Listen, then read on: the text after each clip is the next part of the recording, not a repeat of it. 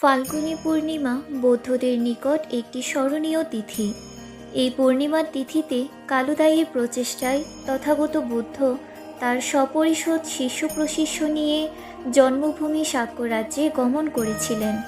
এই উপলক্ষে রাজা শুদ্ধোদন বৃহৎ জ্ঞাতি সম্মেলনের আয়োজন করেন। দীর্ঘকাল পর বুদ্ধের সাথে আত্মীয় স্বজনের দেখা সাক্ষাৎ ও মিলনে দিনটি বেশ আনন্দমুখর হয়ে ওঠে। এদিনেই ভগবান বুদ্ধ তার পিতা রাজা শুদ্ধোদনকে ধর্মে দীক্ষা দেন। ধর্মদেশনা দিয়ে পিতাকে অরহত্য ফল লাভ করান। এই উৎসবে জ্ঞাতিদের মধ্যে অনেকেই বুদ্ধের ধর্ম শুনে জ্ঞান লাভ করেন। এজন্যই এই পূর্ণিমাটি জ্ঞাতি মিলনের পূর্ণিমা হিসেবে বৌদ্ধদের নিকট অধিক পরিচিত।